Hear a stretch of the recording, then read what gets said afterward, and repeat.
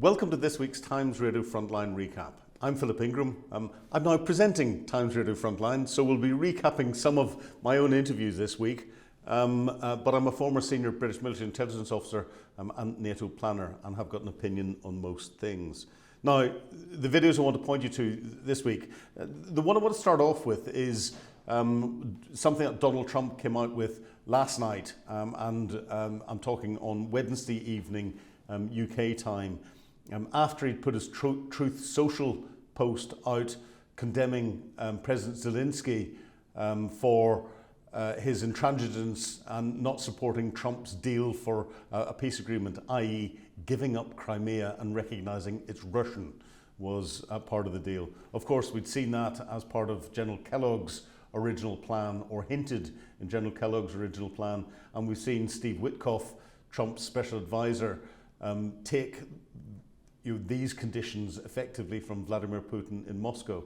But Donald Trump put it out when he was giving a press conference in the Oval Office last night.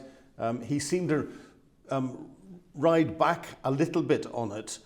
He was asked whether he was going to see President Zelensky at the Pope's funeral this weekend. He said he didn't know whether Zelensky was going to be there or not. Of course he knows. But he did say that he would like to see Zelensky soon. Donald Trump's got a problem with Zelensky, whereas he doesn't seem to have a problem with Putin.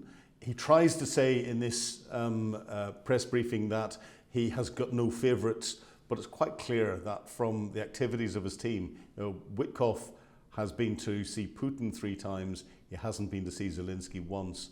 It's quite clear where the favouritism's lying. And that's something that it's interesting to see Trump reining back from it. So have a look at that clip. Are you going to be meeting with President Zelensky? He's asked to meet with you this weekend. Will you be meeting with him I don't know. I don't know that he's going to the funeral or not, but I just hope he gets this thing solved, because we're losing about, think of this, 5,000. I was saying 2,500, and everyone was telling me that's low. 5,000 soldiers are being killed every week, approximately. Think of that. Every week, 5,000 soldiers. But let's say from 3,000 to 5,000 are being killed. They're Russian and Ukrainian. They're not Americans, but they're Russian, but they're people. And they're humans, they're human beings, they have families. They wave goodbye to their son, and then they get a call that the son's no longer there. It's a vicious war, and if I can help solve it, we're not losing our soldiers, but we're losing soldiers, a lot of people. And if I can solve it because of a certain ability, that would be great. And if it doesn't happen, I will say that I think Russia is ready, and a lot of people said Russia wanted to go for the whole thing. And I think we have a deal with Russia. We have to get a deal with Zelensky, and I hope that Zelensky, I thought it might be easier to deal with Zelensky. So far it's been harder, but that's okay. It's all right. But I think we have a deal with both. I hope they do it, because I'm looking to save. And, we spend a lot of money, but this is about a lot of humanity. This is the worst. I get the pictures, the satellite pictures. I've never seen anything like it, of the fields after some of these battles. It's horrible that it's going for nothing. We would have never had this problem. You would have never had that war if I were president. I guarantee you that. And for 4 years you didn't have it. Are you going to meet with Vladimir Putin? Please. Are you hoping to meet with Vladimir Putin in Saudi Arabia? It's possible, but most likely not. I think we'll meet with them shortly thereafter. Look, I just want to see the war end. I don't care. If they're both happy, they both sign an agreement. I have no favorites. I don't want to have any favorites. I want to have a deal done. I want to save the lives. Our next clip is from Putin himself, and this is Putin basically trying to suggest, or he does suggest in what he's saying, that he is willing to go for bilateral talks with Ukraine, and looking for direct talks with Zelensky is, I think, the way the translation goes.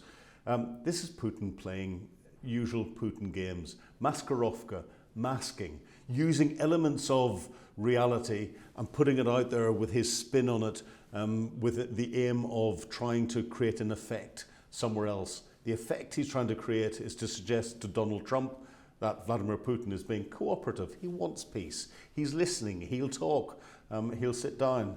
The reality is Putin's just playing for time. He's playing Trump because he's seeing what Donald Trump is doing in his attack mode on Zelensky, and Putin is just sitting there behind his big oak desk in Moscow with a very large glass of best Russian vodka over ice, stroking his white cat, going, "My job's being done for me." I'm flippant, but that's probably the reality. As we have always said, we look positively at any peace initiatives. We hope that the representatives of the Kyiv regime will also feel the same way. However, we have seen the initial reaction. I think everyone has noticed it. There was a statement published according to which our proposal was seen as a game with fates, with people's lives, and so on. But apparently there was someone smarter there who suggested, most likely from foreign overseers, that rejecting such initiatives is a losing position for the Kyiv regime, and they quickly agreed. Then we've got the two interviews this week that we're looking at. First one with Professor Mark Galeotti. I advise you to have a look at the whole thing. It's a brilliant interview. I would say that because I was conducting it. Both interviews are brilliant because I was conducting them. But what Mark delves into for us is an understanding of the Russian economy, the Russian domestic economy, its ability to support its defense industrial base, the impact that that's having on Russia's ability to continue to sustain its support for the conflict, where it's relying on with regards to China, Iran, North Korea, and elsewhere, and Russia's economic position within the global economic setup. His insights are fantastic. So do watch Mark and I have a discussion, and that was a good one. There's a lot of dissatisfaction, including within the elite. And it's clear, particularly within the sort of the technocratic elite, the people who are actually going to run the country for him, even though they don't really make policy, that they're painfully aware that things are going to get worse if the war goes on. In particular, there does seem to be this growing conviction that 2026 is going to be a tough year. Because by that point, firstly, the overloading of the economy will become more and more visible. And again, it's not the economy is going to collapse or anything like that. But just up to now, they've managed to maintain something of a guns and butter balance. So for a lot of Russians, yes, food prices are a little bit more, but basically, actually, life is still pretty good. In 2026, they might have to start making the tough decisions of either or, not both. And clearly, Putin would go for guns, not butter. And that can always have knock-on for public dissatisfaction. At the same time, they're having to pay more and more to attract volunteers to go and fight in the war. Now, there's been a little spike of late, but that's the thing, because a lot of people have sort of thought that Trump was going to end the war. And they thought, oh, I'll join up, trouser my healthy signing up bonus, and then, gosh, the war will be over by the time I reach the front line. I think that will prove to have been a fairly stupid mistake, yes, but nonetheless. But generally speaking, they're having to pay more and more in these bonuses to attract people. And perhaps most crucially, up to this point, for replenishment of their kit, they've been able to rely to a considerable extent on these huge Soviet stockpiles of tanks and self-propelled guns and everything else, either to be able to just simply refurbish them and send them into battle, or to be able to basically salvage spare parts from them. Now, because after all, they're having to field about 1,500 new tanks a year, but they're only able to actually build, in terms of true new tanks, about 300 a year. The rest comes from stocks. By 2026, essentially, those stockpiles are going to be tapped out. So it's going to be much, much tougher to replenish. So for all these reasons, the technocrats are more or less, I think, it's clear, sort of hoping that there's going to be a deal. But the point is, they don't have any real traction on the policy process. And the thing is, this system does so many things so badly, but it is pretty good on internal security.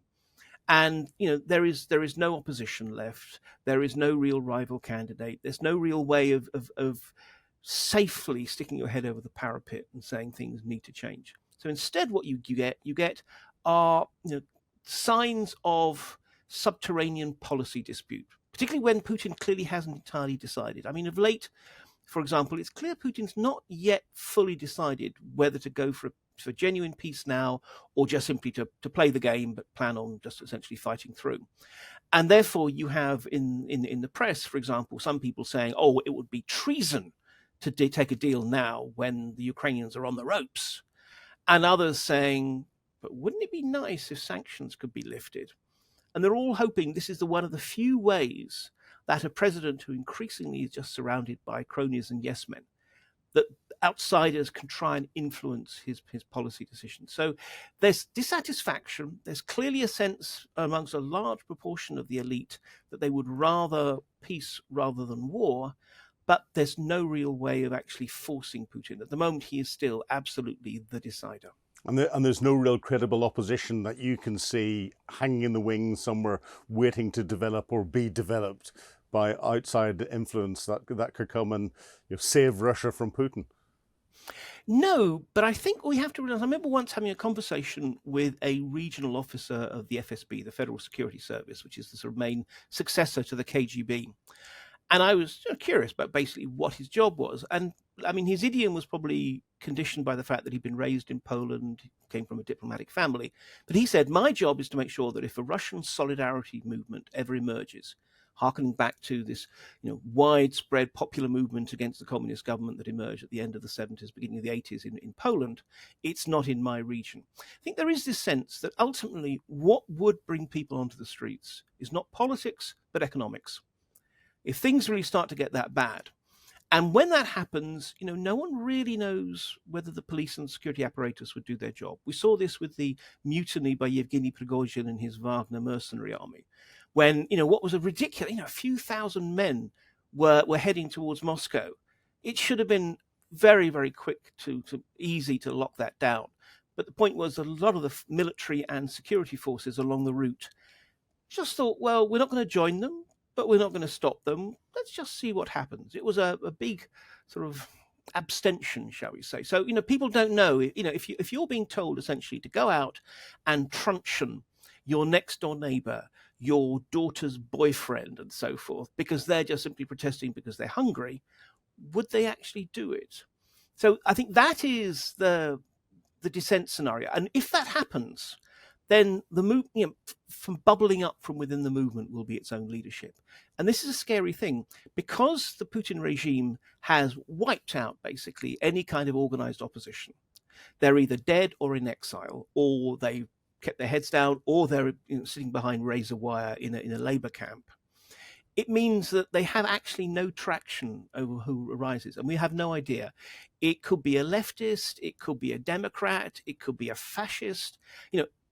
It will just be the luck of the draw who ends up capturing any kind of protest movement. The next one that I'd recommend that people watch, and again watch all of it, is me chatting with Professor Scott Lucas.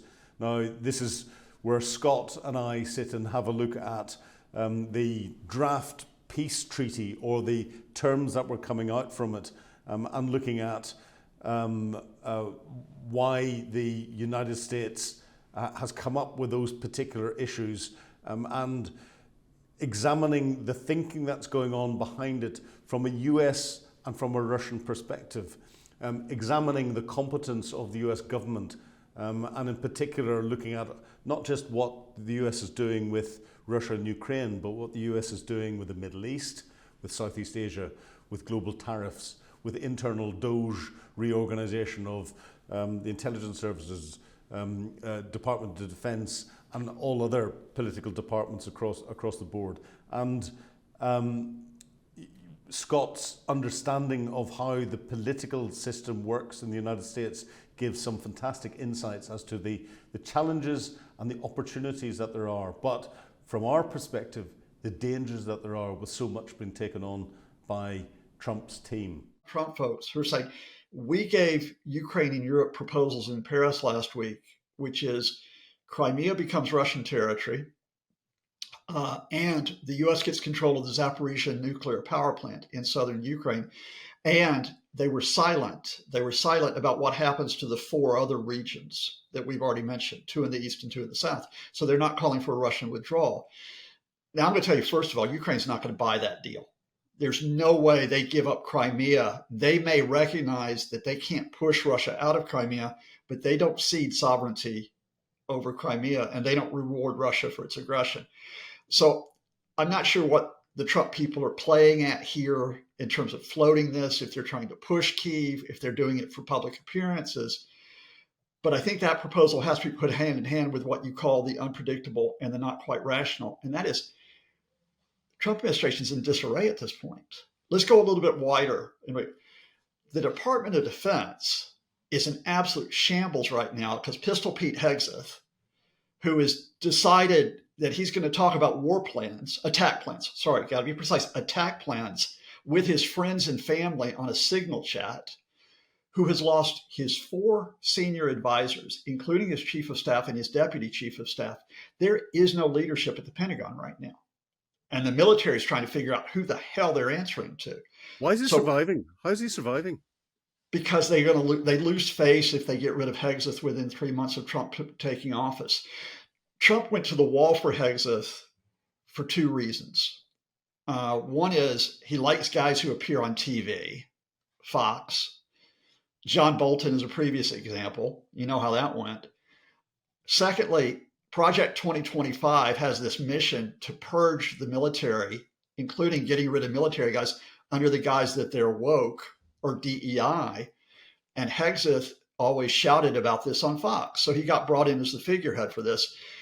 They bring in a guy who has a history of issues with alcohol, who has allegations in his personal life about sexual abuse, who barely survives the vote to get in. If they ditch him, it looks like they made a mistake, and Donald Trump doesn't like making a mistake. So they're trying to give it like maybe 2-3 months and then ease him out. But they got a problem, which is who replaces him. Because, they're going to bring another Fox TV personality. So anyway, they're in disarray. State Department, just before I've come in to record with you, has come out with their plan to completely rip apart the department by purging hundreds, maybe thousands of staff, by closing a number of positions around the world, consulates, various offices, by shutting down some functions, which are pretty important functions, in the guise of making this a more streamlined State Department. That's going to put that office into administrative chaos for weeks to come. National Security Council, Mike Waltz, National Security Advisor, has been under fire from others within the administration who don't like him and who tried to push him out over the original Signal Gate. In other words, Philip, you and I, when we try to evaluate what happens with European governments or the Russians or anyone else I want to play about, we're looking usually at diplomatic personnel. We're looking at officials. We may not like them. We may not agree with them, but we know where they're coming from. With the Trump administration, you got a rotating cast of characters on a third-rate play running off Broadway, and you don't know where they're going to go from act to act. Well, it's interesting you say that. Third-rate cast of characters. We've got getting engaged with Ukraine. We've got the attack dog J.D. Vance, who takes the lead in the Oval Office, with Marco Rubio looking very puzzled, sitting on the sofa beside him. We've got Witkoff has suddenly come from the Middle East and moved to direct negotiations with Vladimir Putin.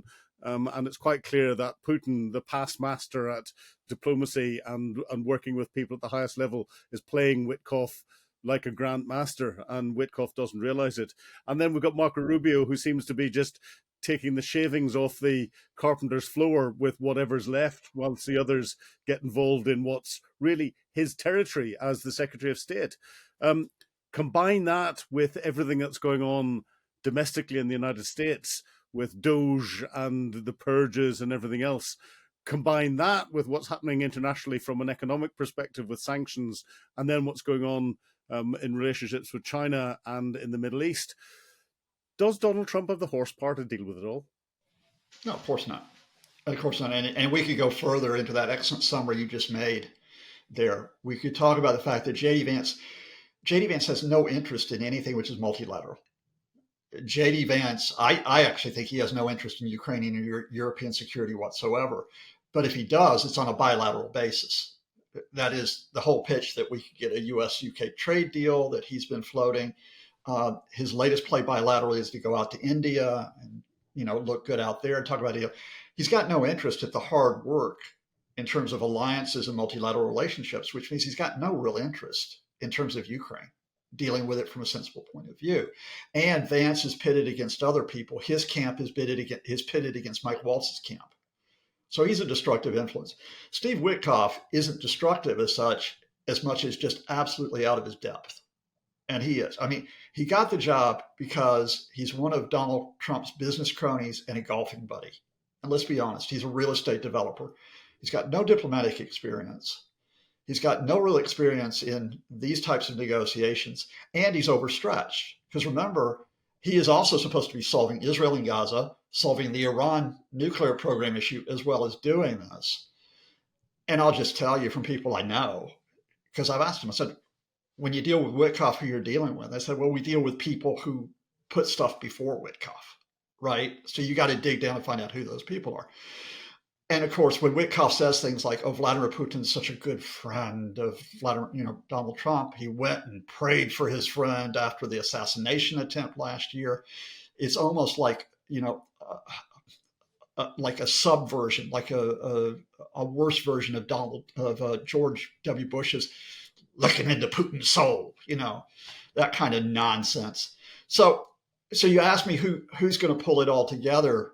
And here I think is where we get to the nub of this. There are some folks who I think I would say have a bit more time for in terms of what they're trying to doing. And I don't know if you would agree with this, but I think Keith Kellogg is one, right?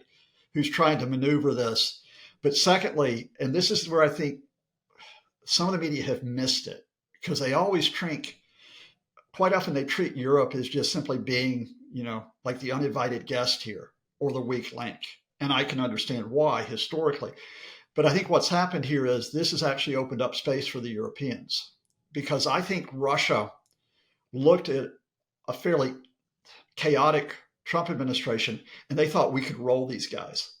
They thought we can roll these guys. There's dysfunction in the United States.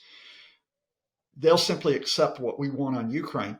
When it didn't happen, I think Ukraine and the Europeans have been pretty effective, not at solving this, because you're not going to solve it, but at filling that space that came in there to give some type of alternative to the US-Russia dynamic, which at least buys time, which is what we're talking about, right? So have a look at that video. It's another good one. That's a quick roundup of this week. Thank you for watching. If you want access to even more, please subscribe for Times Radio membership. You can then post your comments and question and answers, which we'll try to address in our question and answer session. And if you want your minute-by-minute updates, tune into Times Radio or read thetimes.com. I'm Philip Ingram. Thank you.